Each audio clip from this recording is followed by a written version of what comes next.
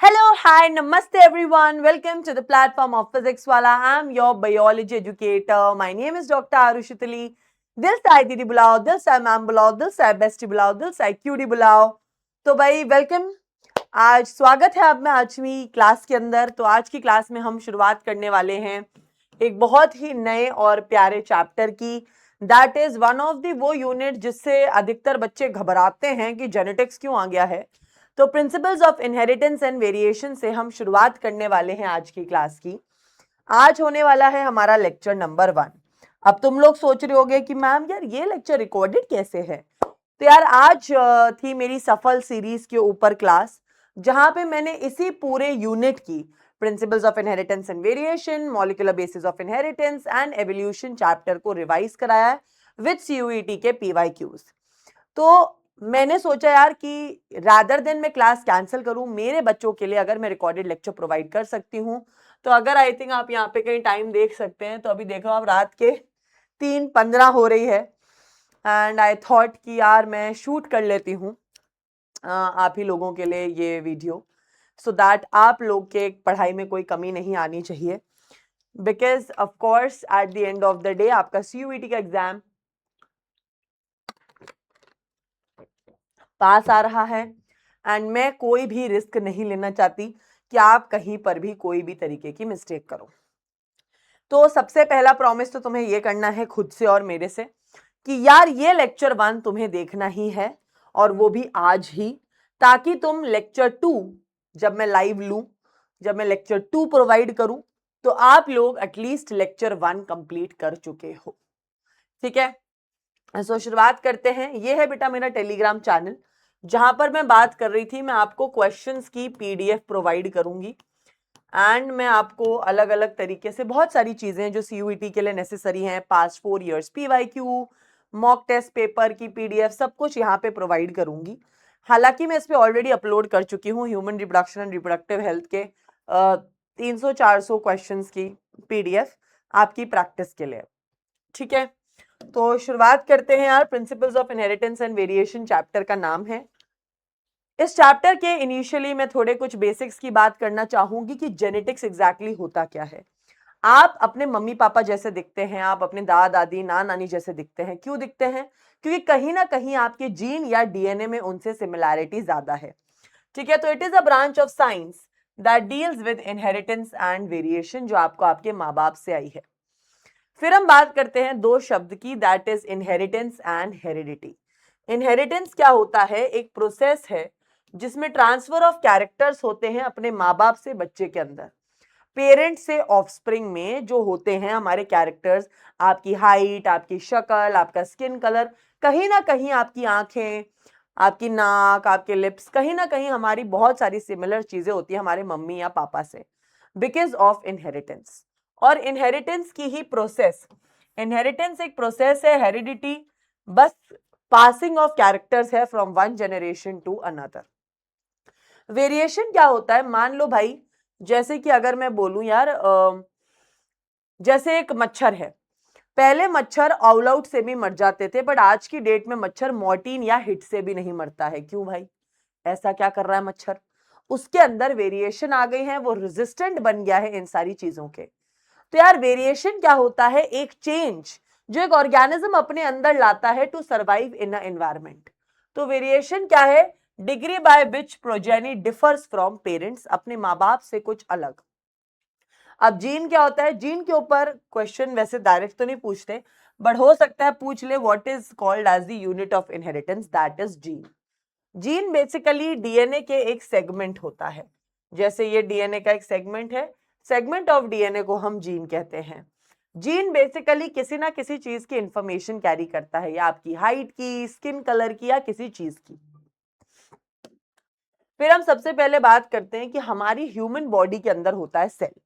Cell में होता है न्यूक्लियस, और न्यूक्लियस के अंदर होता है क्रोमोसोम, और क्रोमोसोम के अंदर होता है डीएनए, और डीएनए के अंदर होता है जीन.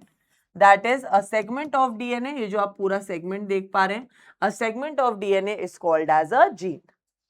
ठीक है. अब हम बात करते हैं एलील क्या होता है. हम सब नॉर्मली बहुत सारी तरीके की चीजें देखते हैं कि यार हम कहते हैं अधिकतर बार कि जीन एलील क्या है? एक alternate form of a gene है। अरे भाई कोई बता भी दो इस डेफिनेशन का क्या मतलब है। सो बेसिकली बेटा एलील भी एक जीन ही है। तो अगर मैं बोलूं जीन है हाइट का, ठीक है, पर हाइट टॉल होगी कि ड्वार्फ होगी, ये इसके दो एलील्स हो गए, ठीक है। आई कलर एक जीन हो गया, वो ब्लैक होगी कि ब्राउन, वो उसका एलील हो गया। तो एलील या तो डोमिनेंट होता है या रिसेसिव होता है। एलील बेसिकली क्रोमोसोम के ऊपर इसी तरीके से प्रेजेंट होता है, ठीक है। फिर हम बात करते हैं, ये भाई डोमिनेंट जीन है, ये रिसेसिव जीन है। याद रखना एक डोमिनेंट जीन हमेशा एक रिसेसिव जीन के ऊपर भारी पड़ता है, वो एक रिसेसिव जीन को पिचकाने की या दबाने की कोशिश करता है। अब हम बात करते हैं what is a genotype and a phenotype. भाई मान लीजिए आप मेरे को बाहर से देख पा रहे हैं, आरुषि मैम के बाल किस कलर के हैं, उनका स्किन क्या कलर का है, मैम की हाइट कितनी है, जो भी फीचर्स आप देख के ऑब्जर्व कर पा रहे हैं are called as phenotype. Phenotype क्या होते हैं? Basically physical characteristics. एग्जाम्पल, कोई टॉल है, कोई डॉर्फ है, ठीक है, एक्सेट्रा। फिर मैम जीनोटाइप क्या होता है? अब तुम्हें क्या पता कि मैं एक प्योर टॉल हूं कि मैं इम्प्योर टॉल हूं, मैं हाइब्रिड टॉल हूं, मैं क्या हूं? तुम्हें कैसे पता चलेगा जब तक आप किसी का जीनोटाइप नहीं चेक करोगे। जीनोटाइप इज जेनेटिक मेकअप, कि भाई अगर ये टॉल है तो ये कौन सा टॉल है, ये कैपिटल टी है, स्मॉल टी, कौन सा टॉल है भाई? ये जीनोटाइप या जीन्स में क्या है एग्जैक्टली जब हम देखते हैं, that is called as a genotype. Haploid क्या होता है, डिप्लॉइड क्या होता है, ये भी बेसिक्स हैं। हैप्लॉइड मतलब होता है एक सेट ऑफ क्रोमोसोम सेल के अंदर, डिप्लॉइड मतलब होता है दो set of chromosomes, simple as that. फिर एक शब्द आता है character and trait, very much similar to gene and allele. जैसे भाई कैरेक्टर हो गया स्टेम हाइट, अब टॉल है कि dwarf, that is a trait. Homozygous क्या होता है? जब दो एलील सेम हैं, जैसे भाई ये दोनों कैपिटल बी थे या स्मॉल बी थे, तो ये हो गया होमोजाइगस। जब कोई चीजें एकदम सेम होती हैं उसे हम होमोजाइगस कहते हैं। जब कोई चीज डिफरेंट होती है जैसे कैपिटल बी स्मॉल बी, इसे हम कहते हैं हेट्रोजाइगस। अब भाई हम निकालना सीखेंगे गैमीट्स। आपके एग्जाम में क्वेश्चन भी पूछा जा सकता है, भाई बताओ गैमीट्स निकालो। हालांकि गैमीट्स निकालना एक ऐसा प्रोसीजर है जो आपके लिए मोनोहाइब्रिड, डायहाइब्रिड, हर टाइप के क्रॉस में भी काम आता है और आपको नॉर्मली निकालने भी आने चाहिए एज अ बायो स्टूडेंट। तो मान लीजिए कैपिटल टी है, मतलब इसका गैमीट हो गया टी। स्मॉल टी है, मतलब गैमीट हो गया टी, क्योंकि कैपिटल है और स्मॉल बी है, तो एक हो गया ए, एक हो गया बी। पर मैम ये तो बहुत आसान था, होमोजाइगस में किसी का भी आपको गैमीट निकालना, इट इज वेरी इजी। पर अगर यही चीज हमें करनी है हेट्रोजाइगस में, तो आप कैसे करोगे? तो मान लीजिए ये है, ये कितने गैमीट्स बनाएगा? तो भाई इसका फॉर्मूला होता है 2 की पावर n। n मतलब कितने हेट्रोजाइगस पेयर है, मुझे दिख रहा है एक पेयर है, तो 2 की पावर 1 मतलब दो गैमीट्स बनेंगे, ये रहे दो गैमीट्स। अगर मैं ऐसे बोलूं, ये एक कंडीशन है, तो यहाँ पे कितने हेट्रोजाइगस पेयर दिख रहे हैं? दो, तो 2 की पावर 2 माने 4 गैमीट्स बनेंगे। तो कितने गैमीट्स बनेंगे ये हम निकाल सकते हैं इस फॉर्मूला के थ्रू, ठीक है। अब आते हैं यार my favourite scientist of all time, that is Grigor Johan Mendel. मतलब यार इनकी कहानी ही इंटरेस्टिंग है। ये एक ऐसे साइंटिस्ट थे जिन्होंने अपनी जिंदगी में, वो लोग कहते हैं ना यार सिर्फ कर्म करते जाओ फल मिलेगा, भाई ये एक ऐसे साइंटिस्ट थे जिन्होंने सिर्फ मेहनत करी, भले इन्हें फल मिल रहा था या नहीं मिल रहा था।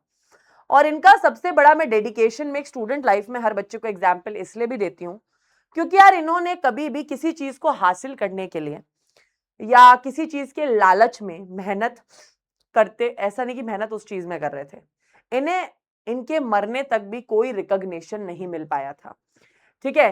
He was not famous till he died, ठीक है। इनका वर्क भाई डिस्कवर भी नहीं, किसी ने इनके वर्क को इतना तुच्छ भाव भी नहीं दिया था जब ये जिंदा थे। बट इन्होंने बिना किसी चीज के अपने पैशन को फॉलो किया और जो चीजें पसंद करते थे उनको फॉलो किया। इन्होंने कभी सोचा भी नहीं था कि इनके मरने के 10 साल बाद या कुछ साल बाद इनकी पब्लिकेशन दुनिया में छपेंगी। तो यार he is a like I would say a symbol of hard work, or I would say he has shown the world the spirit of hard work कि यार काम करते रहो। ठीक है, तो ग्रेगोर जोहन मेंडल जी, इन्होंने भाई एक गार्डन में उगने वाले मटर के पौधे पे 7 साल तक 1856 से 1863 तक एक्सपेरिमेंट करे। इन्होंने इसके 14 ट्रू ब्रीडिंग कैरेक्टर्स लिए। क्या इन्होंने ट्रेड्स लिए थे? तो बेसिकली अब सब लोग पूछते हैं क्वेश्चन कि यार मेंडल ने ना मटर का दाना ही क्यों चुना? अरे भाई मटर का दाना क्यों चुना हम बताते हैं। क्योंकि यार मटर एक तो बहुत इजी है कलेक्ट करना, इजीली एक तो उग जाता है, कलेक्ट करना, बाइसेक्सुअल फ्लावर है, ठीक है, सेल्फ पॉलिनेशन भी करा सकते हो, क्रॉस भी करा सकते हो, दोनों करा सकते हो। बहुत शॉर्ट लाइफ स्पैन का पौधा होता है, बहुत छोटे समय में बहुत सारे बच्चे पैदा कर देता है, बहुत ऑपोजिट ट्रेट्स इसमें अच्छे तरीके से मिल जाते हैं और क्रॉस पॉलिनेशन भी इसमें परफॉर्म की जा सकती है। तो यार कोई भी साइंटिस्ट जब किसी भी ऑर्गेनिज्म पे काम करता है वो उसके बेस्ट फीचर्स को ऑब्जर्व करता है। तो इन्होंने भाई टोटल 7 कैरेक्टर्स लिए थे, seed shape, seed colour, pod shape, pod colour, flower position, stem height. तो ओवरऑल आप यहां देख सकते हैं कि राउंड सीड है, रिंकल्ड सीड है, येलो डोमिनेंट कलर है सीड का, ग्रीन रिसेसिव है, ठीक है, फुली इन्फ्लेटेड मतलब ऐसे फूला हुआ मटर का छिलका ज्यादा डोमिनेंट है, ऐसे पिचका हुआ मटर का छिलका कॉन्स्ट्रिक्टेड है, पॉड कलर ग्रीन डोमिनेंट है, येलो रिसेसिव है, फ्लावर में वायलेट कलर डोमिनेंट है, व्हाइट कलर रिसेसिव है, फ्लावर पोजीशन एक्सियल डोमिनेंट है, एक्सियल मतलब ऐसे साइड में उगने वाले, ठीक है, टर्मिनल मतलब टर्मिनल पोजीशन पे उगने वाले, ठीक है, स्टेम हाइट टॉल डोमिनेंट है, ड्वार्फ रिसेसिव है। ये चीजें तो खैर हम क्लास 10th से पढ़ते आ रहे हैं जेनेटिक्स के अंदर। तो यार अब इन्होंने किया inheritance of one gene. Basically इन्होंने डिसाइड किया कि मैं यार पौधे के किसी एक जीन के बारे में एट अ टाइम पढ़ाई करूंगा। तो वो पहला जीन इन्होंने लिया, दैट इज स्टेम हाइट। इन्होंने सोचा यार मोनोहाइब्रिड क्रॉस बनाता हूं स्टेम हाइट के ऊपर। तो इन्होंने एक मेल पेरेंट लिया, एक फीमेल लिया। मेल इन्होंने लिया प्योर टॉल और फीमेल इन्होंने ली प्योर डॉर्फ। अब भाई इनके मोनोहाइब्रिड क्रॉस का सिंपल सा ये फंडा था कि जो भी पेरेंट्स होंगे वो होमोजाइगस होंगे। इन्होंने हेट्रोजाइगस पेरेंट्स के बीच में क्रॉस नहीं कराया था। तो भाई दोनों होमोजाइगस पेरेंट्स के गैमीट बनाए, इससे बनेगा कैपिटल टी, इससे बनेगा स्मॉल टी। देखो गैमीट सीखने का फायदा। फिर भाई फर्टिलाइजेशन होगा तो बनेगा कैपिटल टी स्मॉल टी, जिसे हम कहेंगे हेट्रोजाइगस टॉल। ये है हमारी पहली जनरेशन। यस, तो यार हम लोग बोल रहे थे कि F1 प्रोजेनी जो है वो हेट्रोजाइगस टॉल आई है। तो यार मैम हेट्रोजाइगस टॉल F1 आई है, यस, क्योंकि F1 हमेशा हेट्रोजाइगस टॉल आएगी अगर आप होमोजाइगस पेरेंट्स लोगे तो अब मेंडल ने सोचा कि यार दोनों पेड़ लंबे आ गए हैं तो क्यों ना इनका सेल्फ पॉलिनेशन करा दें। तो इन्होंने इनके बीच में ही कैपिटल टी स्मॉल टी के बीच में ही क्रॉस करा दिया। तो जब क्रॉस कराया तो इन्होंने देखा कि 3 तो आए टॉल और एक आया डॉर्फ। 3 आए टॉल, एक आया डॉर्फ। इसे कहते हैं बेटा पुनेट स्क्वायर, जो कि ग्राफिकल रिप्रेजेंटेशन होता है मोनोहाइब्रिड क्रॉस के लिए, ताकि आप उसको इजीली तरीके से समझ सकें। तो यहां पे अगर हम देखेंगे हमें 3 पौधे टॉल और एक डॉर्फ दिखा। अब आप बाहर से देखेंगे तो आपको 3 पौधे लंबे नजर आए, एक पौधा छोटू सा नजर आया। तो यार फिनोटिपिक रेशियो तो हो गया 3:1। पर अगर मैं जीनोटिपिक रेशियो की बात करूं तो मुझे कैपिटल टी भी नजर आ रहा है, कैपिटल टी स्मॉल टी भी नजर आ रहा है, स्मॉल टी भी नजर आ रहा है। तो उस हिसाब से अगर मैं रेशियो देखूं तो 1:2:1 is the ratio which is called as the genotypic ratio. तो यार अब ये रेशियो आपके लिए बहुत इंपॉर्टेंट है क्योंकि एक मोनोहाइब्रिड क्रॉस का रेशियो फिनोटिपिक 3:1 और जीनोटिपिक 1:2:1 होता है। तो यहाँ पे यार आपकी एनसीईआरटी ने फोटो भी दे रखा है कि एक टॉल पौधे में और एक डॉर्फ पौधे में जब कराया तो हेट्रोजाइगस आया, फिर इन दोनों के बीच में सेल्फ पॉलिनेशन कराया तो 3 पौधे लंबे आए, एक पौधा छोटू आया। तो यही चीज भाई मेंडल जी ने प्रूव करी थी।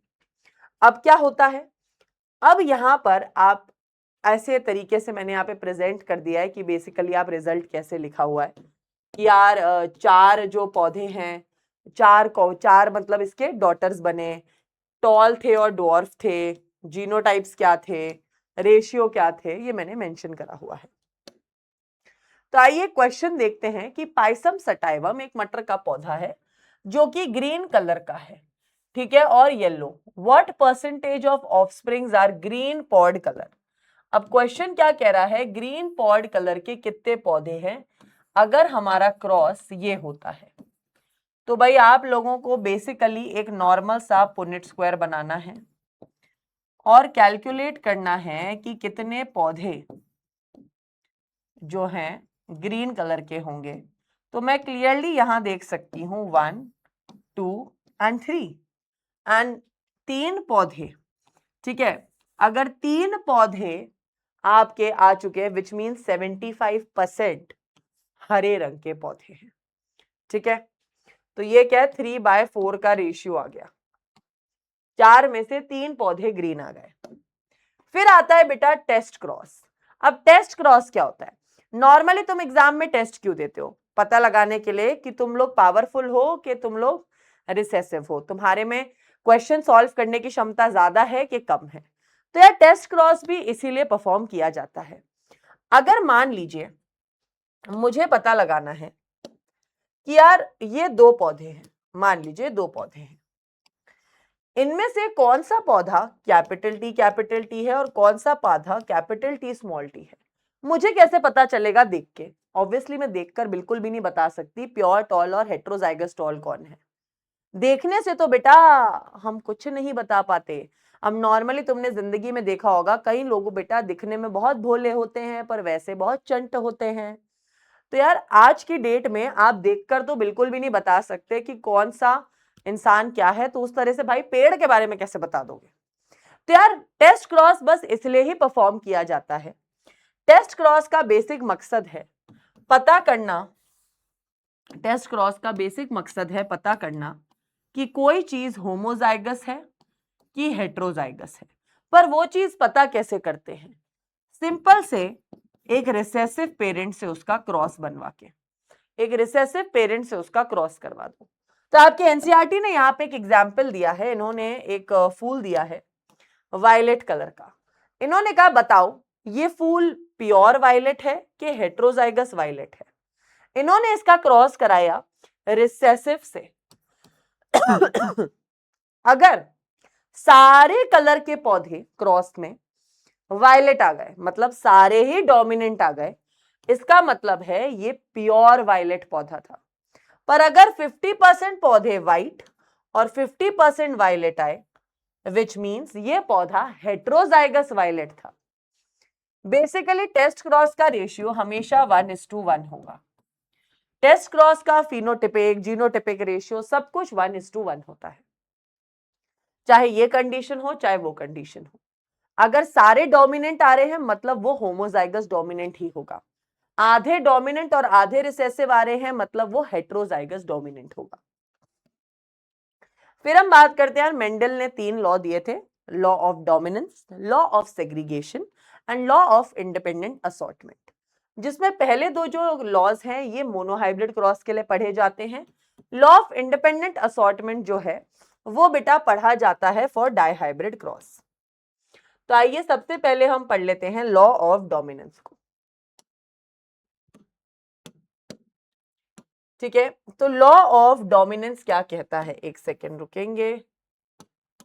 यस, लॉ ऑफ डोमिनेंस बहुत ही सिंपल भाषा में चीजें कहता है। एक बारी बेटा सिर्फ अपना ध्यान, आंख, कान सब कुछ स्क्रीन पे लगा के समझेंगे। लॉ ऑफ डोमिनेंस पहला पॉइंट कहता है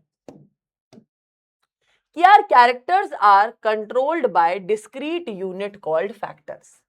सो बेसिकली मेंडल का ऐसा कहना था हमारी बॉडी में जो भी कैरेक्टर्स हैं, हमारी हाइट, हमारा स्किन कलर, हमारा आई कलर, कोई ना कोई जीन कैरी कर रहा है। बिल्कुल सही, इन्होंने यार उस टाइम जीन को नाम दिया था फैक्टर्स, ठीक है। फैक्टर्स जो होते हैं पेयर्स में होते हैं भाई, सही बात है, क्योंकि एलील्स तो पेयर में ही होते हैं, tall, dwarf, round yellow, sorry round wrinkled, green yellow, हमेशा ये पेयर्स में ही पाए जाते हैं। बिल्कुल सही। इन्होंने कहा है अगर पेयर डिसिमिलर हुआ, मान लीजिए पेयर ऐसा हुआ, तो एक मेंबर इनमें डोमिनेंट होगा और दूसरा मेंबर रिसेसिव होगा। सही बात है। अगर हेट्रोजाइगस होगा तो एक डोमिनेंट एक रिसेसिव होगा। क्लियर बात। तो law of dominance explains the expression of only one of the parent in F1 and both parents in F2। सो ये लाइन ऐसा कहना चाहती है कि F1 जनरेशन में पौधा या तो सिर्फ डोमिनेंट होगा, टॉल ही होगा। भाई हम लोगों ने मोनोहाइब्रिड क्रॉस परफॉर्म किया था, F1 जनरेशन में हमारा रिजल्ट आया था ये। तो भाई F1 जनरेशन में पौधा टॉल ही है, ठीक है। वो टॉल और डॉर्फ दोनों नहीं हो सकता F1 जनरेशन के अंदर। पर F2 जनरेशन में हमें टॉल भी नजर आए थे और हमें डॉर्फ भी नजर आए थे। मतलब पापा जैसे बच्चे भी नजर आए थे और मम्मी जैसे बच्चे भी नजर आए थे। पर F1 जनरेशन में किसी एक पेरेंट जैसा ही नजर आ रहे थे, जैसे स्टॉल, मतलब सिर्फ अपने बाप जैसे ये नजर आ रहे थे, मां के कैरेक्टरिस्टिक्स नहीं दिख रहे थे। ठीक है। इट ऑल्सो एक्सप्लेन्स कि रेशियो 3:1 क्यों है। एंड सबसे बड़ी बात, ये लॉ बेटा इज नॉट यूनिवर्सली एप्लीकेबल। इसका मतलब है इस लॉ के कुछ एक्सेप्शंस हैं। That is incomplete dominance and codominance are exceptions of law of dominance.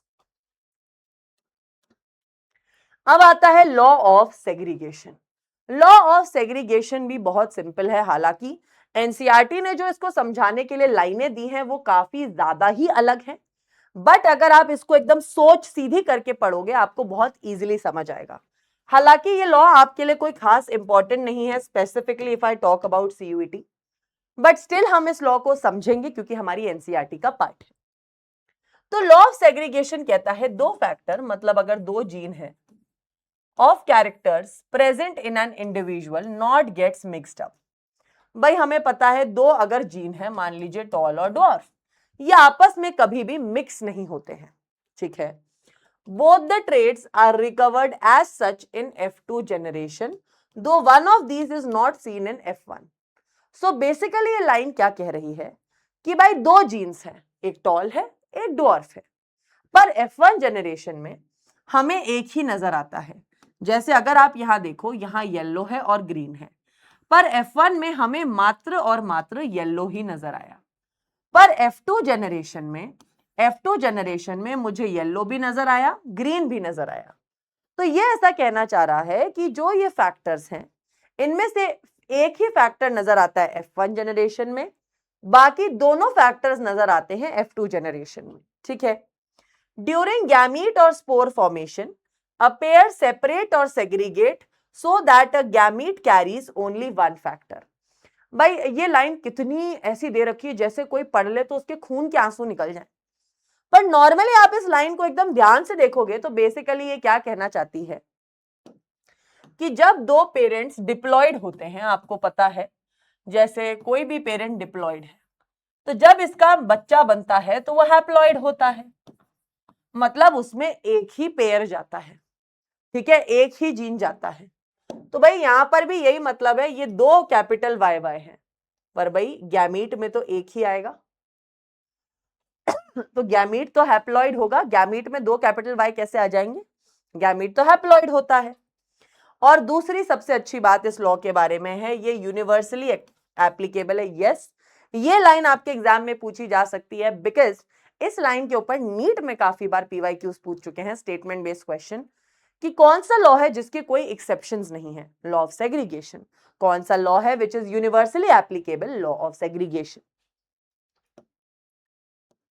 ठीक है। फिर हम बात करते हैं हमारे नेक्स्ट टॉपिक की, दैट इज इनकम्प्लीट डोमिनेंस। अब इनकम्प्लीट डोमिनेंस क्या होता है। मान लीजिए दो व्यक्ति के बीच में लड़ाई हुई। अब मान लीजिए ये एक एकदम भैंसे आदमी के बीच में और एकदम चुन्ने आदमी के बीच में लड़ाई हुई, तो यार ऑफ कोर्स सी बात है यही जीतेगा क्योंकि ये डोमिनेंट है। अभी तक हम ऐसी ही कंडीशन पढ़ते आ रहे थे, एक टॉल एक डॉर्फ, कि भाई दोनों में से कोई एक ही डोमिनेंट होगा। पर इनकम्प्लीट डोमिनेंस में ऐसा नहीं होता। इनकम्प्लीट डोमिनेंस में क्या है, एक तो पावरफुल है पर दूसरा भी कुछ कम नहीं है। थोड़ा रिसेसिव है पर उतना भी रिसेसिव नहीं है। तो यार इनकम्प्लीट डोमिनेंस का जो केस है ये बेसिकली स्टडी किया था एक साइंटिस्ट जिनका नाम था कोरिन्स। इन्होंने मिराबिलिस जलापा या फोरोक क्लक प्लांट या एंथ्रीनियम मार्जस या स्नैपड्रैगन या डॉग फ्लावर के अंदर इन्होंने ये स्टडी करी थी। इन्होंने देखा कायदे से एक रेड फूल और एक व्हाइट फूल के क्रॉस से रेड फूल बनना चाहिए था, बट टू अ शॉक एक पिंक फूल बना। तो भाई ये तो हैरान हो गए कि यार अकॉर्डिंग टू जितनी भी चीजें इन्होंने मोनोहाइब्रिड क्रॉस में मेंडल ने दी हैं, कायदे से तो एक रेड फूल बनना चाहिए था F1 जनरेशन में।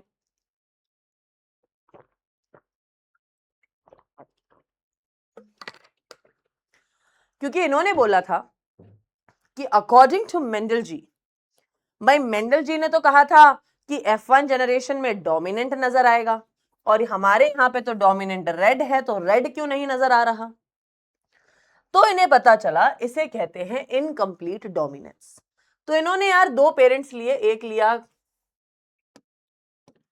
कैपिटल आर, एक स्मॉल आर, दोनों के बीच में क्रॉस कराया। तो भाई जो पहला F1 जनरेशन आया वो तीसरे ही कलर का आया, विच इज पिंक। फिर इन्होंने पिंक और पिंक के बीच में सेल्फिंग कराई। तो इन्होंने देखा एक पौधा रेड आया, दो पौधे पिंक आए और एक ही पौधा व्हाइट आया। तो जब इन्होंने फिनोटिपिक और जीनोटिपिक रेशियो लिखा तो भाई हैरानी की बात यह थी कि पहली बार ऐसा केस ऑब्जर्व किया गया जहां पे फिनोटिपिक और जीनोटिपिक रेशियो दोनों ही सेम आ रहे थे।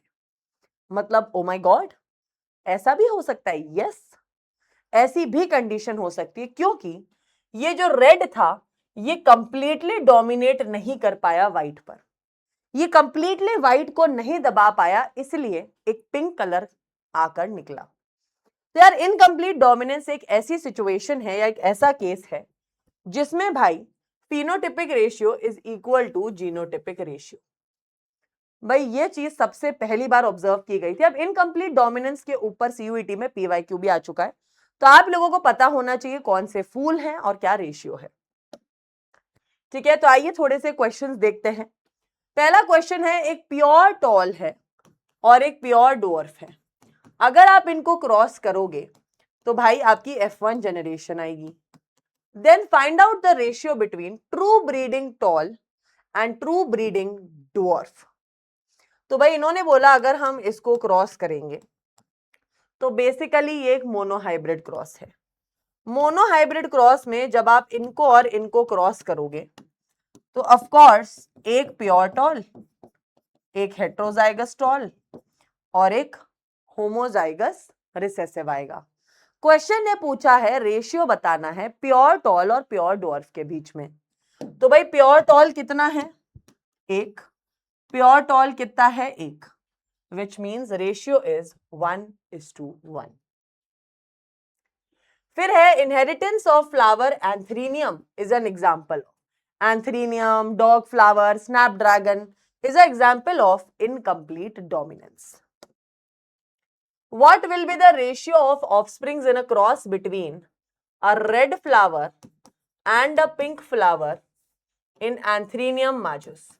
अब बेटा यहां पर आपकी स्मार्टनेस क्या है, भाई पौधे का नाम मेंशन्ड है और ये पौधा हमें क्लियरली पता है कि इनकम्प्लीट डोमिनेंस का एग्जाम्पल है, और इन्होंने क्लियरली स्टेट भी किया है कि रेड और पिंक के बीच में क्रॉस बनाओ। तो यार सीधा सीधा हमें पता चल रहा है ये एक इनकम्प्लीट डोमिनेंस का क्वेश्चन है। तो यार ये सीधा सा क्वेश्चन पूछ रहा है कि अगर आप इनके बीच में क्रॉस कराते हो तो आपका रेशियो क्या आएगा। तो भाई अगर मैं इनके बीच में क्रॉस कराती हूं तो मुझे नजर आ रहे हैं दो रेड एंड दो पिंक। देखो ये हैं दो रेड और नीचे वाले हैं दो pink. So which means ratio of red is to pink is 1:1। Next question, which of the following does not represent test cross. भाई इनमें से कौन सा ऑप्शन है जो एक टेस्ट क्रॉस नहीं है। तो भाई सीधी सी बात है, टेस्ट क्रॉस का मतलब होता है क्या, एक रिसेसिव पेरेंट से क्रॉस कराना, विच मीन्स आपका ये वाला ऑप्शन गलत है। ठीक है, फिर एक क्वेश्चन है भाई, स्नैपड्रैगन प्लांट एक स्नैपड्रैगन का पौधा है, मतलब सीधी सी बात है, पौधे का नाम मेंशन कर दिया मतलब इनकम्प्लीट डोमिनेंस का केस है। पिंक कलर का पौधा है, okay, it's crossed with a plant with which is white colour. तो भाई F1 प्रोजेनी अगर आप इनको क्रॉस करोगे तो आपको क्या रिजल्ट मिलेगा? तो ठीक है भाई, मैं इनका क्रॉस बना लेती हूं। तो जब मैं इसका क्रॉस करूंगी तो मुझे नजर आए 50% पिंक और 50% व्हाइट। ठीक है, मुझे रेड कलर कहीं नहीं दिखा, क्योंकि रेड होता तो कैपिटल आर होता तो मुझे 50% पौधे पिंक और 50% व्हाइट नजर आए। ठीक है, तो इस तरीके से आप क्वेश्चन सॉल्व करते हो। आई होप अभी तक जहां तक हम लेक्चर में पहुंचे हैं आप थोड़ा कॉन्फिडेंट महसूस कर रहे होंगे, है ना? अपनी आरू मैम को आज लाइव में मिस कर रहे होगे। आई नो बट ठीक है, पढ़ते हैं चलो। अब को डोमिनेंस क्या होता है? हमने पढ़ा इनकम्प्लीट डोमिनेंस होता है जब एक इंसान बहुत पावरफुल और दूसरा भी कुछ कम नहीं है। भाई को डोमिनेंस एक ऐसी कंडीशन है जहां दो लोग बराबर साइज के हैं, मतलब इन दोनों में दोनों ही डोमिनेंट है। तो यार को डोमिनेंस का एग्जाम्पल होता है आपका A B blood group. So usually हमारी बॉडी में बेटा one gene have two alleles, एक जीन के दो एलील्स होते हैं। ठीक है, but in multiple alleles one gene have more than two alleles to control one character. आप लोग सोचोगे मैम ये कौन सी फ्रेंच लैंग्वेज पढ़ा रही हो? सो बेसिकली मैं बताती हूँ, आपका जो ब्लड ग्रुप होता है वो आपकी बॉडी में एक आई जीन जो होता है वो कंट्रोल करता है। अब यार ब्लड ग्रुप के तीन एलील्स होते हैं, ए बी या ओ। ठीक है, ए हो सकता है, बी हो सकता है, ओ हो सकता है। तो अगर हम नॉर्मली देखें हमारे आरबीसी के ऊपर अगर ए एंटीजन है तो आपका ब्लड ग्रुप ए होगा, बी एंटीजन है तो बी होगा, ए और बी दोनों है तो आपका ब्लड ग्रुप ए होगा। अगर भाई साथ में RH फैक्टर प्रेजेंट है तो पॉजिटिव होगा, RH फैक्टर नहीं है तो ब्लड ग्रुप नेगेटिव होगा। तो कायदे से अगर मैं ये देखूं तो इसमें ए है, बी है और RH है, मतलब ये तो A B positive blood group का आरबीसी है। ठीक है, तो हमें भाई ये निकालना आना चाहिए।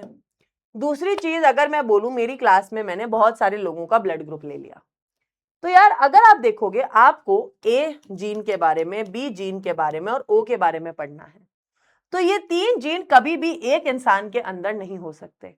जैसे यहां पर ए बी बी, भाई अगर हम देखें कायदे से तो यार इनमें से कोई भी इंसान ऐसा नहीं है जिसके अंदर ये तीनों जीन्स हो। तो यार अगर आप इन तीनों एलील्स के बारे में पढ़ना चाहते हो तो आप हमेशा एक पॉपुलेशन की स्टडी करोगे। तो बहुत बड़ा पॉइंट है जिसके ऊपर क्वेश्चन पूछा जा सकता है। यार मल्टीपल एलिलिज्म एक ऐसी कंडीशन है कि सिर्फ एक पॉपुलेशन के अंदर ही पढ़ी जा सकती है। आप किसी एक इंसान के अंदर मल्टीपल एलील्स की स्टडी नहीं कर सकते। मल्टीपल एलील्स की स्टडी करने के लिए आपको पॉपुलेशन की स्टडी करनी पड़ेगी। तो यार कायदे से हम देख सकते हैं 6 पॉसिबिलिटीज है हमारे ब्लड ग्रुप की। या तो आप pure A B B, A O B O, A B या आई ओ होगे। पर यार एक ए बी जो ब्लड ग्रुप है ये एक ऐसी कंडीशन है जहां पर ए भी डोमिनेंट है और बी भी डोमिनेंट है। नॉर्मली अगर ए और ओ होते हैं तो ओ रिसेसिव है, ए डोमिनेंट है, तो ए भाई ओ को दबा देता है, उस इंसान का ब्लड ग्रुप ए ही होता है। अगर बी और ओ है तो बी ओ को दबा देता है, बी ब्लड ग्रुप होता है। पर अगर ए और बी प्रेजेंट है तो वो दोनों ही डोमिनेंट है और वो दोनों ही नजर आएंगे। तो बेटा अगर आपका ब्लड ग्रुप ए बी है, चाहे ए बी पॉजिटिव या ए बी नेगेटिव, आप एक स्पेशल कैटेगरी के इंसान हो जिसके अंदर दो ऐसे जीन हैं जो अपने आप में ही डोमिनेंट है। ठीक है, तो भाई ब्लड ग्रुप ओ होता है universal donor and blood group A B होता है यूनिवर्सल रिसीवर। अब क्वेश्चन पूछ लिया जाता है कि यार कितने फिनोटाइप हैं, कितने जीनोटाइप हैं? तो यार फिनोटाइप तो है ए बी ओ या ए बी, मतलब 4 फिनोटाइप हो सकते हैं और 6 जीनोटाइप हो सकते हैं। तो याद रखना there are 4 genotypes and 4 phenotypes and 6 genotypes in a blood group. ठीक है, तो यार यहाँ पे डिफरेंस दे रखा है मैंने। डोमिनेंस का मतलब क्या होता है? एक बंदा पावरफुल और एक रिसेसिव। इनकम्प्लीट डोमिनेंस का मतलब क्या होता है? एक पावरफुल पर दूसरा भी थोड़ा बहुत शक्तिशाली है। कोडोमिनेंस में क्या होता है, दोनों ही बराबर के पावरफुल हैं। ठीक है, तो दीज आर द 3 कंडीशंस जो हम पढ़ते हैं। अब आती है एक बहुत ही प्यारी कंडीशन जिसे कहते हैं प्लियोट्रॉपी। प्लियोट्रॉपी का मतलब क्या होता है, जब एक जीन मल्टीपल कैरेक्टर्स आपकी बॉडी में कंट्रोल कर सकता है। मान लीजिए आपकी बॉडी में कोई ऐसा जीन हो जो आपकी हाइट भी कंट्रोल कर रहा है और साथ में हाइट तो कर ही रहा है, आपका स्किन कलर भी कंट्रोल करे। सोचो, ऐसा वैसे तो ऐसा कोई जीन नहीं होता, बट मैं एग्जांपल बता रही हूं। पर एक ही जीन जो 2 कैरेक्टर्स को कंट्रोल करे। तो बेटा एक बहुत ही प्यारा एग्जाम्पल इसका आपकी एनसीईआरटी में दे रखा है, that is a B gene. तो भाई बी करके एक जीन होता है जो पौधे में सीड का शेप भी कंट्रोल कर रहा है और उस सीड के अंदर कितना स्टार्च सिंथेसिस होगा वो भी कंट्रोल कर रहा है। पर मजे की बात यह है कि अगर आप सीड शेप का क्रॉस बनाओगे तो डोमिनेंट क्रॉस बनेगा, एक नॉर्मल मोनोहाइब्रिड क्रॉस। पर अगर आप क्वांटिटी ऑफ स्टार्च सिंथेसिस का क्रॉस बनाओगे तो इनकम्प्लीट डोमिनेंस शो होगी। तो यार नॉर्मली मैंने पहली कंडीशन में डोमिनेंस का क्रॉस बनाया, कैपिटल बी स्मॉल बी। भाई मेरा नॉर्मल एक मोनोहाइब्रिड क्रॉस जैसा बना, फिनोटिपिक 3:1, जीनोटिपिक 1:2:1, एकदम सॉर्टेड एग्जांपल जैसा एक मोनोहाइब्रिड क्रॉस में होता है। तो अगर मैं सीड शेप की बात करूं तो वो एक डोमिनेंट कैरेक्टर है, बट वहीं अगर मैं ये क्रॉस स्टार्च सिंथेसिस के लिए करूं तो भाई यहां फिनोटिपिक और जीनोटिपिक रेशियो दोनों 1:2:1 आएंगे। क्यों? क्योंकि स्टार्च सिंथेसिस में लार्ज, मीडियम या लेस अमाउंट ऑफ स्टार्च होगी।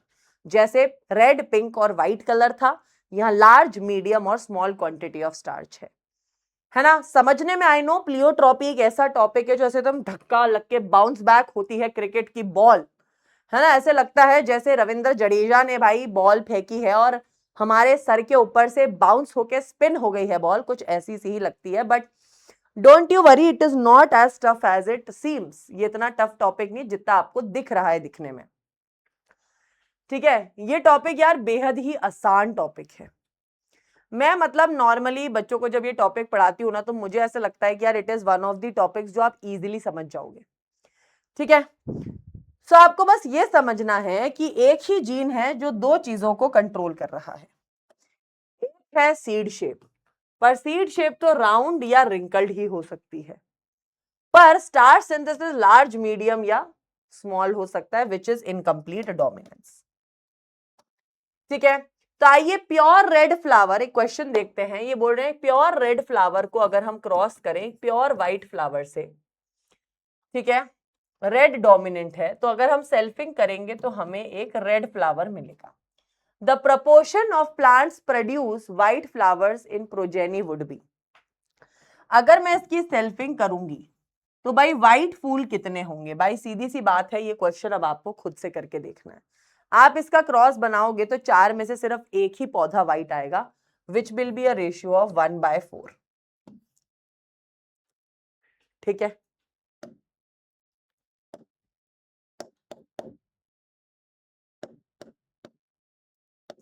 यस। नेक्स्ट क्वेश्चन है व्हेन अ पिंक, अच्छा वेरी गुड, टेस्ट क्रॉस का क्वेश्चन है। ये बोल रहा है भाई एक पिंक कलर का फूल है और उसको टेस्ट क्रॉस किया है। भाई टेस्ट क्रॉस का मतलब क्या होता है, रिसेसिव पेरेंट के साथ क्रॉस। तो भाई ये बोल रहा है हमें बताओ रिजल्ट क्या आएगा।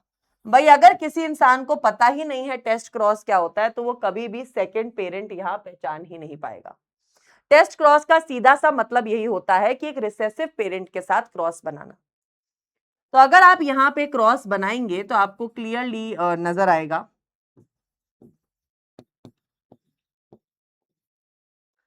कि यार व्हाट इज द रेशियो, 50-50। ठीक है, दैट इज 2 रेड और 2 पिंक, विच मीन्स 1:1 का रेशियो। ठीक है,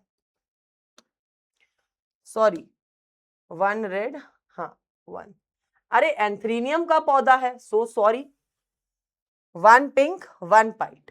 ये पिंक है बेटा, एंथ्रीनियम मतलब साथ में ये इनकम्प्लीट डोमिनेंस भी शो कर रहा है। विच of the following is best suited for codominance. Codominance का मतलब होता है दोनों जीन दोनों ही डोमिनेंट। भाई रिसेसिव नहीं है, एक रिसेसिव नहीं है, एक डोमिनेंट नहीं है, दोनों के दोनों डोमिनेंट है। ब्लड ग्रुप बेटा किस चीज का एग्जाम्पल है? मल्टीपल एलिलिज्म का भी है, कोडोमिनेंस का भी है, इसलिए दोनों ऑप्शन करेक्ट है। इंडिपेंडेंट असॉर्टमेंट की तो बात ही नहीं की है हमने अभी तक। How many phenotype and how many genotype are possible in ABO blood group? भाई 4 फिनोटाइप होते हैं, 6 जीनोटाइप होते हैं, इट इज 4 and 6। ये चीज मैंने आपको बोली थी, डायरेक्टली भी याद करो तो बेटर है। Multiple allelism can be manifested only when there is a study of. एक इंसान की स्टडी करेंगे तो क्या हम मल्टीपल एलिलिज्म पढ़ सकते हैं? नहीं। जीनस की करेंगे? नहीं। फाइलम की करेंगे? नहीं। जब हम एक पॉपुलेशन की स्टडी करेंगे तभी हम मल्टीपल एलिलिज्म पढ़ सकते हैं। चलिए नेक्स्ट टॉपिक है इनहेरिटेंस ऑफ 2 जीन। जब मेंडल ने एक जीन की स्टडी कर ली तो उन्होंने डिसाइड किया यार अब मैं पौधे के अंदर 2 जीन की स्टडी साथ में करूंगा। तो उन्होंने एक बहुत ही कॉमन 2 चीजें ली। उन्होंने सोचा इस बार मैं सीड शेप और सीड कलर ले लेता हूं। तो सीड शेप में डोमिनेंट होता है राउंड एंड रिसेसिव होता है रिंकल्ड। सीड कलर में डोमिनेंट होता है येलो, रिसेसिव होता है ग्रीन।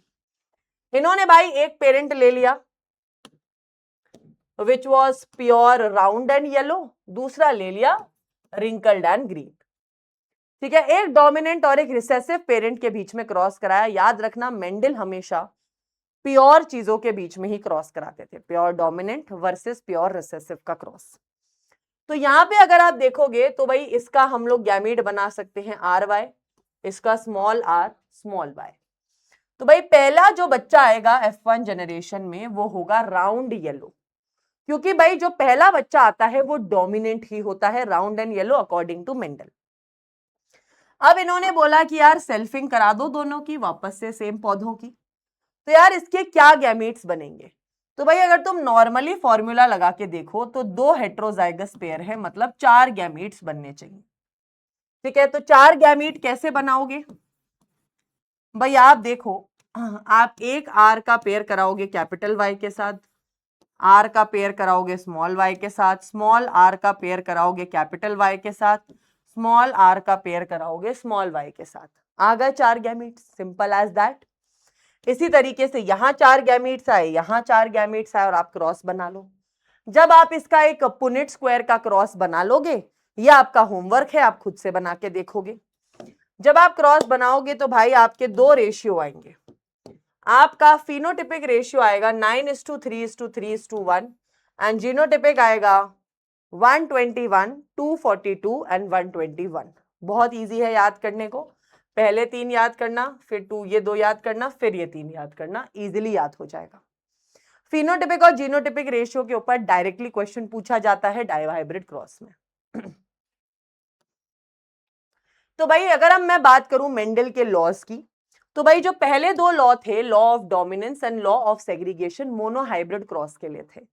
लॉ ऑफ डोमिनेंस के 2 एक्सेप्शन थे, इनकम्प्लीट डोमिनेंस एंड कोडोमिनेंस। भाई लॉ ऑफ सेग्रीगेशन का कोई भी एक्सेप्शन नहीं था। अब पढ़ेंगे लॉ ऑफ इंडिपेंडेंट असॉर्टमेंट, जो कि डायहाइब्रिड क्रॉस को समझाता है और इसका एक्सेप्शन होता है लिंकेज। लिंकेज हम वैसे भी नेक्स्ट क्लास में पढ़ेंगे, ठीक है। पर आज मैं लॉ ऑफ इंडिपेंडेंट असॉर्टमेंट तो आपको समझा देती हूं। लॉ ऑफ इंडिपेंडेंट असॉर्टमेंट भी भाई बहुत ही इजी है। आप सोच रहे होगे मैम यार बोर्ड एग्जाम्स में पढ़ते थे हम ये लॉ शॉ, ये क्या सीयूईटी के पेपर में इन लॉ वगैरह पे क्वेश्चन पूछा जा सकता है? तो यार इन लॉ के ऊपर सीयूईटी में क्वेश्चन स्टेटमेंट बेस्ड पूछा जा सकता है। और यार अभी का पॉइंट ऐसा है कि जिस तरीके से यार आजकल एग्जाम्स में अनप्रिडिक्टेबिलिटी चल रही है, मैं बिल्कुल भी रिस्क नहीं ले सकती कि कोई स्टेटमेंट पर तुम्हारे एग्जाम में क्वेश्चन आ जाए और तुम पहचान ही ना पाओ किस लॉ की है। तो दैट इज वाई मैं लॉ पढ़ाती हूं। तो यार लॉ ऑफ इंडिपेंडेंट असॉर्टमेंट कहता है based upon the results obtain in dihybrid cross, जो डायहाइब्रिड क्रॉस आया उसके बेसिस पे मेंडल ने कहा कि second set of generalized we call, Mendel ने इसको नाम दिया लॉ ऑफ इंडिपेंडेंट असॉर्टमेंट। इन्होंने बोला यार ये कोई यूनिवर्सल लॉ नहीं है, इसका एक्सेप्शन भी है। ये लॉ ऐसा कहता है कि जब 2 पेयर ऑफ ट्रेट्स को कंबाइन करते हैं, आपने जब दो पेयर्स ऑफ ट्रेट को, जैसे राउंड आपने सीड शेप और सीड कलर को कंबाइन किया, तो क्या होता है, one pair of traits is independent to the other pair of traits. मतलब यार हर पेयर को अपनी इंडिपेंडेंस है, वो किसी के साथ भी पेयरिंग कर सकता है। कैपिटल आर का मन है वो कैपिटल वाई के साथ पेयर बनाए, कैपिटल आर का मन है वो स्मॉल वाई के साथ पेयर बनाए, स्मॉल आर का मन है वो कैपिटल वाई के साथ पेयर बनाए, स्मॉल आर का मन है वो स्मॉल वाई के साथ पेयर बनाए। तो यार लॉ ऑफ इंडिपेंडेंट असॉर्टमेंट, आज की दुनिया में लड़कियां कहती हैं यार we want to be independent. अरे इंडिपेंडेंट का मतलब क्या है कि उनके ऊपर कोई दबाव ना हो, उन्हें कोई कंट्रोल ना करे। तो यार लॉ ऑफ इंडिपेंडेंट असॉर्टमेंट भी यही कहता है यार हम किसी को कंट्रोल नहीं करेंगे, जिसका मन है वो वैसे शादी करे। भाई कैपिटल आर का मन है कैपिटल वाई से पेयर करने का, वो उसके साथ करे। तो this shows law of independent assortment. तो in a dihybrid cross total number of, अच्छा ठीक है ये वाला क्वेश्चन छोड़ दो। बस आज की क्लास का एक आखिरी टॉपिक आप लोग पढ़ लो, 2 टॉपिक बचे हैं।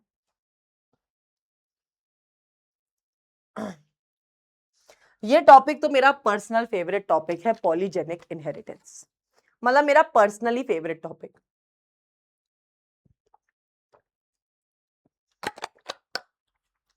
I know I know I know, तुम सोच रहे हो कि मैम इतना कुछ पढ़ा दिया अब तो आप क्लास एंड कर दो। भाई साहब क्यों एंड कर दूं भाई, क्यों एंड कर दूं मैं क्लास, हैं? थोड़ी सी देर पढ़ते नहीं हो, एंड कर दूं मैं क्लास? घंटा भर भी नहीं हुआ अभी क्लास को,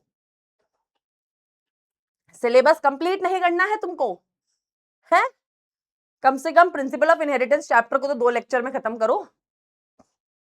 यस, तो polygenic inheritance is just very opposite to pleiotropy. Pleiotropy ऐसा कहती थी कि एक जीन मल्टीपल कैरेक्टर्स कंट्रोल करता है, पर पॉलीजेनिक इनहेरिटेंस उल्टा कहती है। पॉलीजेनिक इनहेरिटेंस कहती है एक कैरेक्टर को मल्टीपल जीन्स कंट्रोल करते हैं, जैसे कि मैम आपका स्किन कलर, आपकी हाइट, आपका IQ, आपका कर्नल ऑफ कोकोनट, ठीक है, kernel colour in wheat, sorry. तो यार बेसिकली क्या होता है इसमें, जो ये क्रॉस होता है, ये क्रॉस के ऊपर क्या क्वेश्चन आते हैं, तो मैं आपको ये सिखाने वाली हूं, तो प्लीज कृपया करके ध्यान से सीखिए, ठीक है? तो यार पॉलीजेनिक इनहेरिटेंस में क्या होता है, 3 जीन हैं जो आपके स्किन का कलर कंट्रोल कर रहे हैं। कौन कौन है?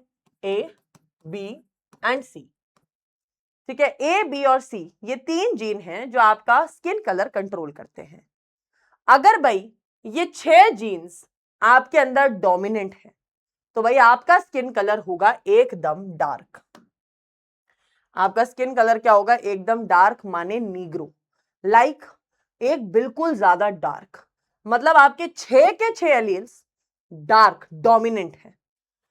और एक कंडीशन होती है जब तीनों 6 pair of 3 pair of alleles सारे रिसेसिव हैं, small a small a small b small b small c small c, मतलब भाई इस बंदे का कलर होगा वेरी वेरी लाइट।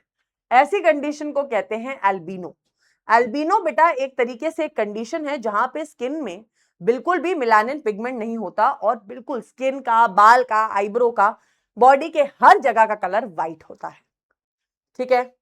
फिर भाई अगर जो इनका बच्चा बनेगा, एक डार्क का और एक व्हाइट का, वो एक हाइब्रिड बना, तो भाई इस कंडीशन में जो स्किन कलर होता है उसे कहते हैं इंटरमीडिएट या मुलाटो।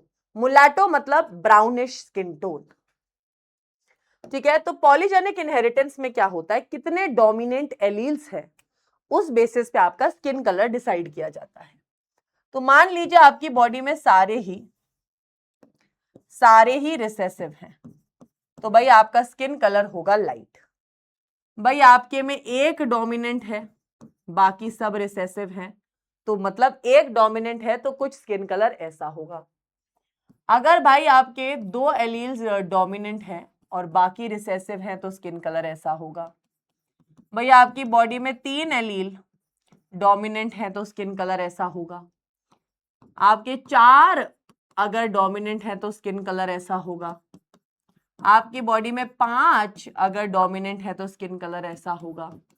सारे डोमिनेंट हैं तो स्किन कलर ऐसा होगा।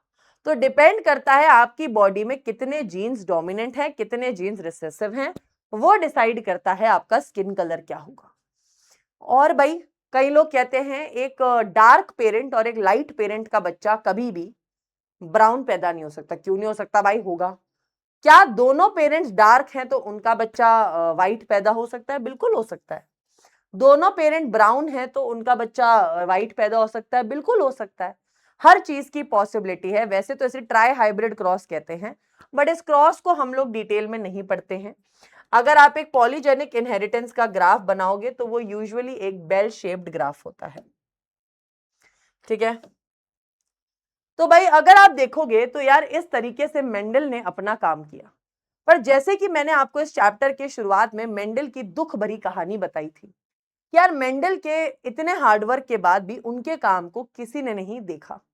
तो ऐसा कुछ तो रीजन होगा कि यार मेंडल के काम को दुनिया भर में पहचान ही नहीं मिल पाई। तो यार Mendel started his work on P plant in the year 1856 और इन्होंने 1865 में अपने काम को पब्लिश कर दिया था। पर यार इनके वर्क को किसी ने भी रिकॉग्नाइज ही नहीं करा। इसका पहला रीजन है यार उस समय पे कम्युनिकेशन प्रॉब्लम थी। उस समय पे यार ऐसे ईमेल्स, फोन, वाईफाई, इंटरनेट नहीं हुआ करता था। तो मेंडल यार अपने काम को पोस्ट करके ही भेज पाते थे और वो भी कई बार पहुंचता था, कई बार नहीं पहुंचता था। हिज आइडिया ऑफ फैक्टर्स, इन्होंने यार एक फैक्टर्स करके शब्द दिया था, पर अफसोस की बात थी कि उस समय तक इलेक्ट्रॉनिक माइक्रोस्कोप डेवलप नहीं हुआ था और इलेक्ट्रॉनिक माइक्रोस्कोप डेवलप नहीं हुआ था जिसकी वजह से मेंडल के काम को पहचान भी नहीं मिल पाई। ठीक है, फिर भाई चार्ल्स डार्विन ने भी इनके काम को इग्नोर कर दिया। ही used mathematical logic and statistics in biology, और वैसे भी भाई बायो वालों को मैथ्स की बात कर दो तो वो आधी बातें समझते ही नहीं है। तो यार पहले ऐसे साइंटिस्ट थे जिन्होंने मैथ्स और स्टैट्स का इस्तेमाल किया था, तो सबने इनके काम को रिजेक्ट कर दिया। He didn't provide any physical proof of existence of factors, क्योंकि यार उस समय तक क्रोमोसोम, माइटोसिस, मियोसिस, इन चीजों की डिस्कवरी ही नहीं हुई थी। तो भाई इनके काम को सराहना कैसे मिलती? तो भाई 16 साल बाद जब मेंडल मर गए थे, सोच रहे हो उनके मरने के भी 16 साल बाद उनके काम को पहचाना गया दुनिया में। तो भाई कुछ 3 साइंटिस्ट थे जो काम कर रहे थे, इनके हाथ में सडनली मेंडल की पब्लिकेशंस आई एंड 1990 में इन्होंने रीडिस्कवर किया मेंडल के काम को। और ये 3 साइंटिस्ट थे, टेस्मा, कोरेंस एंड ह्यूगो दी रीस। इन्होंने जब स्टडी करी तो इन्होंने देखा, ओ भाई साहब, जो चीज पे हम काम कर रहे हैं ये तो मेंडल आज से 16 साल पहले करके जा चुके हैं दुनिया से। 16 भी क्या, मतलब वो तो जब यंग होंगे उन्होंने तब किया था। तो आप देखो इतने साल पहले कोई कर चुका है।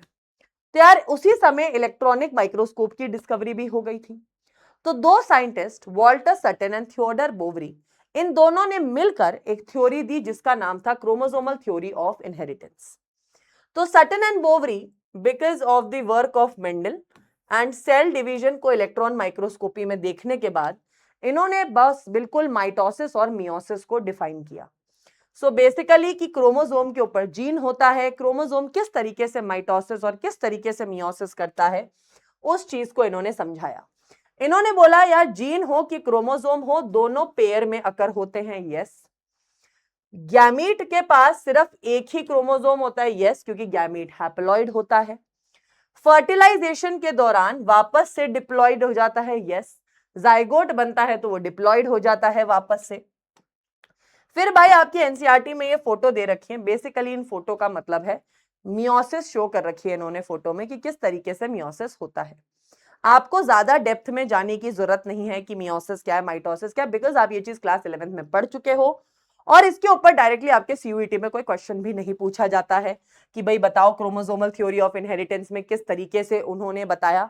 सो बेसिकली एक मियोसिस ही दे रखा है कि मियोसिस में एंड में 4 डॉटर सेल्स बनती है। यहाँ भी इन्होंने 4 डॉटर सेल बना के दिखा रखी है। इन्होंने यहाँ पे डीएनए के स्टेजेस भी दिखाए हैं, G1, G2, और किस तरीके से डीएनए रेप्लिकेशन हो रहा है। सो बेसिकली मियोसिस को समझाया है इन्होंने।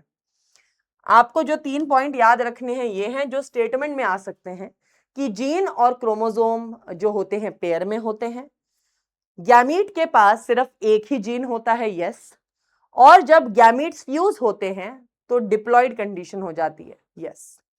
ठीक है, तो यार आज का जो मुझे पता है तुम पक चुके हो, मैम और चक्कर चक्कर चक्कर मत करो, ठीक है। तो आई नो आप लोग को बेटा मैंने डीपीपी शीट दी है, उस डीपीपी शीट को सॉल्व कर लेना, साथ में आज के लेक्चर को रिवाइज कर लेना, क्योंकि जो कल का लेक्चर होगा, नेक्स्ट लेक्चर, वो मैं लिंकेज से ही शुरू करूंगी, सीधा थॉमस हंट मॉर्गन से, क्योंकि वहीं से टफ पार्ट ऑफ चैप्टर शुरू होता है, क्योंकि मॉर्गन का एक्सपेरिमेंट यूजुअली सबके सर के ऊपर से निकल जाता है। आज की क्लास में हमने जो भी पढ़ा, नॉर्मली जो ये टॉपिक्स थे, ये टॉपिक्स तो वैसे भी ऐसे ही रहते हैं जो हर किसी को आते हैं, ठीक है। तो नॉर्मली हर बच्चे को ये वाला टॉपिक इजीली समझ भी आ जाता है, monohybrid cross, dihybrid cross. Major दिक्कत आती है test cross, incomplete dominance, polygenic inheritance, pleiotropy, जो आज की क्लास में पढ़ लिया। बाकी सबसे टफ लगता है लोगों को लिंकेज, जो कि हम नेक्स्ट क्लास में पढ़ेंगे, और जिसमें भाई हम डिसऑर्डर्स भी पढ़ेंगे जो बहुत इंटरेस्टिंग लगते हैं सबको, down syndrome, phenyl ketone urea, ये सारी चीजें। तो आई होप आपको आज का लेक्चर अच्छा लगा। आई नो बेटा ये लेक्चर थोड़ा टफ है as compare to other chapters, पर मैं इस चैप्टर को बेटा कोई 3-3, 4-4 घंटे करके नहीं पढ़ाऊंगी, बिकॉज अब आपके सीयूईटी के एग्जाम में मात्र 1 महीना रह गया है। अब इस 1 महीने में हम कोई चैप्टर की डेप्थ के अंदर नहीं जा सकते। अगर आपको लग रहा है आज की क्लास में आपको कोई टॉपिक समझ नहीं आया, वापस से वीडियो को पीछे करो, वापस से टॉपिक को देखो, ठीक है। डेफिनेटली 1010% वो टॉपिक आपको समझ आएगा, ठीक है। बहुत ही इजी तरीके से मैंने इनको समझाने की कोशिश की, और मैंने सीधा इस लेक्चर में सिर्फ पते पते की बात की है जहां से सीयूईटी पे क्वेश्चन बन रहा है। और जब ये चैप्टर खत्म हो जाएगा मैं आपको पीवाईक्यू भी कराऊंगी और आपसे इजीली लग जाएंगे, बिकॉज इस चैप्टर से पीवाईक्यूज बहुत ही ऐसे लल्लू टाइप के पूछे गए हैं। तो आपको चिंता करने की जरूरत नहीं है कि मैम यार एक बार रिपीट कर दो, ये टॉपिक बता दो। It's totally easy. आपको लग रहा है आपको लेक्चर समझ में आया, 2 बार देख लो लेक्चर को, 3 बार देख लो, बहुत कम ड्यूरेशन का लेक्चर है वैसे भी। तो आई होप आप इसको समय से, टाइम से अच्छे से देखेंगे, ठीक है। मिलते हैं नेक्स्ट लेक्चर के अंदर, तब तक love you all, bye bye, and hope आप इस लेक्चर को अच्छे से देख रहे हो। मिलते हैं नेक्स्ट क्लास में, तब तक के लिए बाय बाय, एंड मुझे बताना कमेंट सेक्शन में आज की क्लास में जितने क्वेश्चन किए उसमें से आपके कितने क्वेश्चन सही गए। Bye bye.